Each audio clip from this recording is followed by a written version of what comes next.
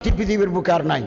কথা শুনতে খারাপ লাগবে, সবুজ পাসপোর্ট নিয়ে যান না কোথাও, কোনো ইজ্জত পান কিনে দেখেন। সুইজারল্যান্ডে জেলখানা নাই, আর আমাদের জেলখানায় জায়গা নাই। এবং বাসযোগ্য দেশ নরওয়ে, ফিনল্যান্ড। তো এভাবে হলো কেন?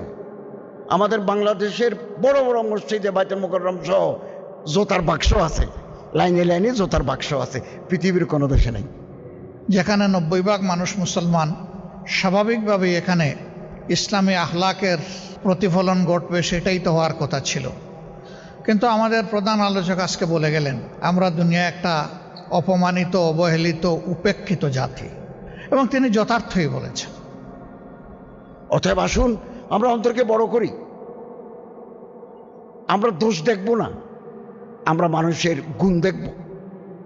যে দেশের মাটিতে শহীদের রক্ত পড়ে, যে দেশের কবরস্থানে শহীদ শুয়ে থাকে, ওই দেশে সিরাতের আদর্শে রাষ্ট্র প্রতিষ্ঠা সময়ের ব্যাপার মাত্র। আফম খালেদ হুসাইন সাহেব বলে গেলেন যে তিনি আস্থাশীল, এই সমাজ বদলাবে। আমিও তার সাথে একাত্মতা ঘোষণা করে বলছি, আমরা গভীরভাবে আস্থাশীল, এ সমাজ বদলাবে ইনশাআল্লাহ।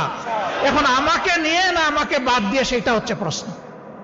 যদি এই পরিবর্তনের অংশীদার আমরা সবাই হতে পারি, আমরা সৌভাগ্যবান। আর যদি কেউ না হতে পারি, আমি দুর্ভাগ্যবান। কিন্তু সমাজ বদলাবে ইনশাআল্লাহ তাআলা।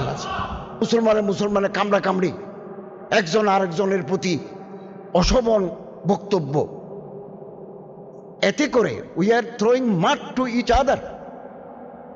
এতে পানি গোলা হয়ে যাচ্ছে। পানি গোলা হলে শত্রুদের পক্ষে গোলা পানিতে মাছ শিকার করা সহজ। To catch the fish in trouble water it will be easy.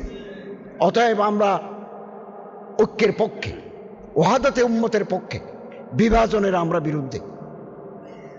আসুন আমরা কাছে আসি।